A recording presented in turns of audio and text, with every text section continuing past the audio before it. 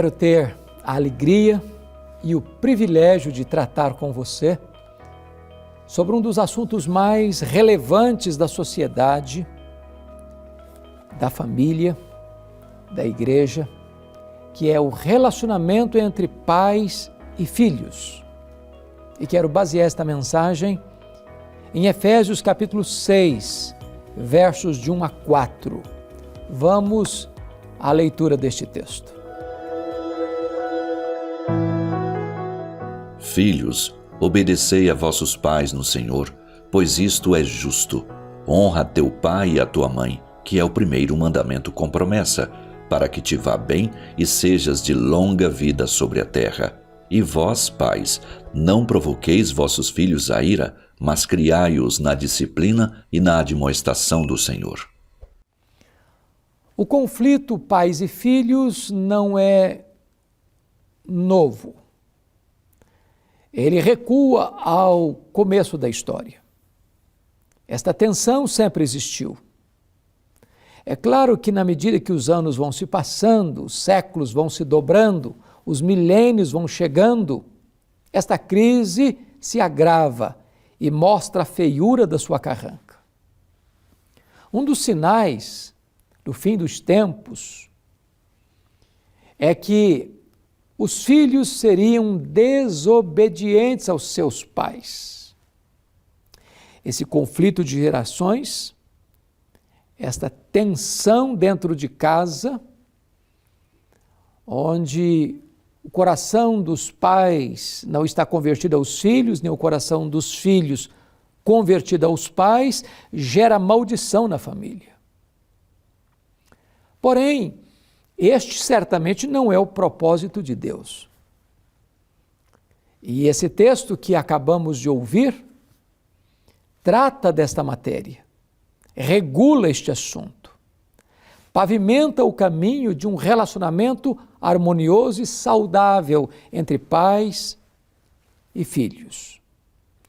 Eu gostaria de começar com o papel dos pais. Agostinho de Hipona, que foi um dos expoentes da história da igreja nos primeiros séculos, disse que um pai deve educar seus filhos 20 anos antes deles nascerem. A vida que levamos hoje, ou você jovem está levando agora, já deu start, o começo, o início, nesse processo da educação de seus filhos que virão amanhã. E então o texto bíblico é claro, e vós pais, e aqui a palavra pais é uma referência específica aos homens, aos maridos, aos pais.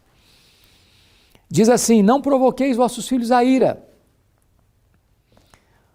Um pai pode provocar o seu filho, a sua filha, os seus filhos à ira, quando este pai não é coerente, requerendo uma coisa dos filhos, mas não sendo exemplo para eles naquilo que se requer dos filhos. É quando ele diz, faça o que eu mando, mas não faça o que eu faço. O exemplo não é apenas uma forma de ensinar, é a única forma eficaz de fazê-lo. Os pais provocam os filhos à ira quando eles não colocam as normas claras, o que pode e o que não pode. Não há uma clareza entre direitos e responsabilidades. Os filhos ficam à deriva, sem saber o que fazer. Os pais provocam os filhos à ira quando são injustos com os filhos, quando priorizam um filho em detrimento do outro, quando comparam um filho com o outro, quando exigem dos filhos o mesmo desempenho, quando podem exigir apenas o mesmo empenho. E desta maneira favorece um filho em detrimento do outro. Isso produz certamente ira nos filhos, predileção, favorecimento. Mas o texto prossegue e diz, e vós, pais, não provoqueis vossos filhos à ira, mas criai-os na disciplina e na admoestação do Senhor. Bom, criar filhos não é brincadeira, não é brincadeira. Há muitos pais hoje que são adultos apenas na idade cronológica, a gente chamaria isso de adultescência, adultos adolescentes.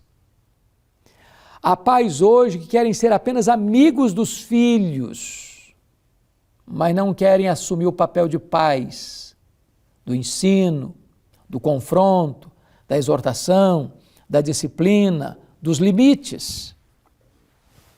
Talvez para compensar a ausência, talvez para compensar a falta de atenção, de prioridade, então substituem presença por presentes, então querem sempre agradar os filhos para ficarem bem na foto com os filhos, mas abrem mão do seu papel de líderes do lar, de educadores, para criar os filhos na disciplina, na admoestação do Senhor. A ideia aqui de criar na disciplina e na admoestação é que filhos precisam de limites. Filhos precisam saber o que pode e o que não pode, o que deve e o que não deve, o que faz e o que não faz. Os filhos precisam de normas, balizas. Que hora sai, que hora chega, aonde vai, com quem vai, o que vai fazer. É mais fácil deixar. É mais fácil não se importar. Custa menos não confrontar. Mas esta lassidão, este afrouxamento, mais tarde vai custar um preço muito alto para esses filhos. Então o papel dos pais é criar os filhos na disciplina e na admoestação do Senhor. A palavra admoestação vem de uma palavra grega muito interessante, que é o confronto verbal. É o bate-papo, é a conversa, é o olho no olho. É sentar e conversar. Há muitos pais que não conversam com os filhos. Há muitos pais que não dialogam com os filhos. Há muitos pais que não olham nos olhos dos filhos para dizer, meu filho, isso, aquilo outro. Olha, não faça isso, o meu filho faz aquilo outro. Meu filho siga esse caminho, meu filho não siga aquele outro caminho. Os pais precisam ter essa autoridade para olhar nos olhos, para confrontar, falar a verdade em amor. Os filhos precisam se sentir protegidos pelos pais, eles precisam ser os conselheiros mais importantes, mais achegados. Os pais precisam ter tempo para os filhos. Porque já imaginou o filho dizer, pai, eu preciso falar com você, não tem tempo, meu pai me ajuda aqui nos deveres da coisa, não, procura o seu coleguinha, mas o telefone toca, o pai corre para atender o telefone e gasta meia hora. Então os nossos filhos precisam ter prioridade na nossa vida, na nossa agenda, no nosso tempo.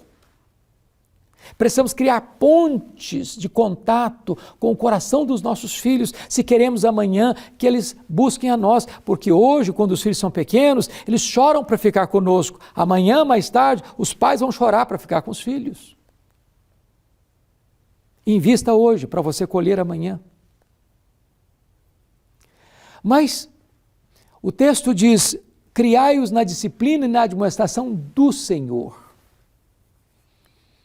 Não basta apenas dar uma boa educação para os filhos, não basta apenas ter uma boa casa, dar roupa, dar calçado, dar conforto.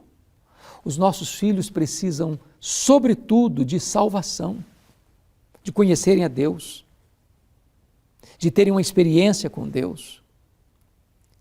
A fé se aprende em casa. Nós precisamos passar o bastão da fé para os nossos filhos, para que eles conheçam a Deus, para que eles vejam em nós, seus pais, um exemplo de vida cristã, digna de ser imitada e seguida. Mas agora note comigo que depois de falar do papel dos pais, o apóstolo Paulo vai tratar do papel dos filhos, e Paulo diz assim, filhos, obedecei a vossos pais no Senhor, pois isto é justo. A palavra pais aqui já não é só pai, homem, marido. Pais aqui é pai e mãe. Então, cabe aos filhos obedecerem ao pai e a mãe. Porque desobedecer pai e mãe é uma evidência de decadência. Quando a família está confusa, conflituosa, em pé de guerra, quando não há paz na casa, quando não há harmonia no lar, quando o diálogo morre, quando a frieza gelada toma conta da comunicação, quando a hostilidade assume o trono da família, esta família vira uma família disfuncional. Uma família disfuncional vai gerar uma sociedade violenta. Porque o que é a sociedade? O que é a nação, senão a somatória das suas famílias? Se nós queremos uma pátria livre, uma pátria bem-sucedida, próspera, nós temos que ter lares bem estruturados. É a célula mãe, a célula máter da sociedade, é a família. É por isso que os filhos precisam obedecer pai e mãe. Eu sou pastor há 40 anos. Durante toda a minha vida eu cuidei de pessoas. Eu nunca vi um filho desobediente a pai e mãe que fosse feliz na vida, bem-sucedido na vida, tivesse sucesso na caminhada, fosse bem-sucedido no casamento ou tivesse uma vida plena, maiúscula, superlativa. Esse é um princípio básico. Filhos, obedecei vossos pais no Senhor, porque isso é justo. Mas ainda o texto prossegue e diz o seguinte: honra teu pai e tua mãe. Honrar é mais do que obedecer. É possível obedecer e não honrar. É possível ser um legalista dentro de casa, mas não honrar pai e mãe. Jesus ilustrou isso com a parábola do chamado filho pródigo, onde o filho mais velho trabalhava, nunca saiu de casa, nunca gastou dinheiro com vida dissoluta, mas trabalhava como escravo. Ele não tinha amizade com o pai, ele não se deleitava no pai, ele era um escravo dentro de casa. O texto diz que os filhos precisam honrar os pais. Honrar os pais. Não ser um motivo de tristeza para os pais, mas dar prazer para os pais. Porque obedecem, porque honram, porque cuidam, porque velam pelos pais.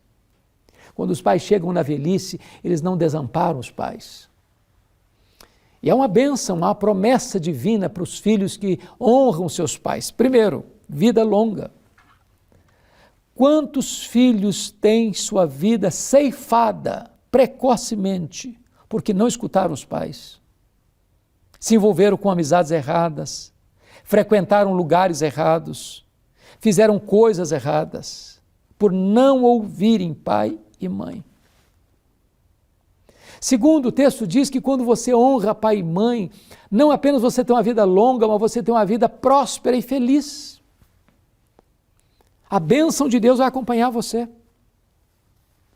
É a bênção de Deus que enriquece e com ela não tem desgosto.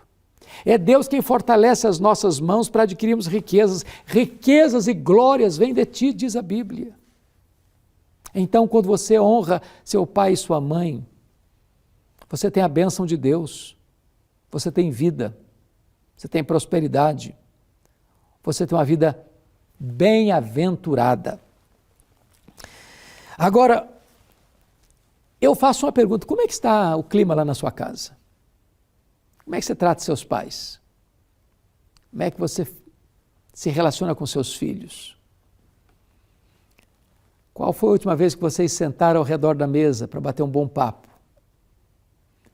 Qual foi a última vez que você procurou seu pai e sua mãe para pedir um conselho, uma orientação? Qual foi a última vez que você teve liberdade de abrir o coração para o seu pai e para a sua mãe pedindo conselho?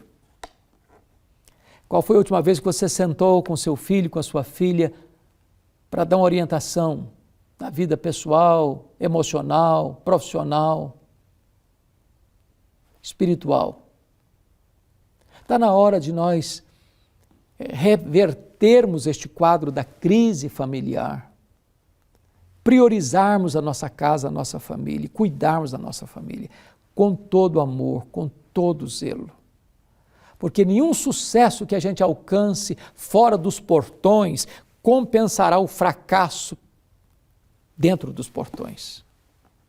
Nossa família é o nosso maior patrimônio, nossa maior riqueza. Nossos filhos são a nossa maior herança. Conviver e honrar pai e mãe é um dos grandes privilégios que você tem, jovem, que está aí me escutando. Deus abençoe sua vida. Deus abençoe seu lar. Deus abençoe você, pai, você, mãe, você, filho, você, filha. Que a sua casa seja uma fonte de vida, um lugar de prazer e deleite. Eu quero orar com vocês. Deus amado, eu quero te agradecer pela tua palavra e quero te pedir, Deus, agora que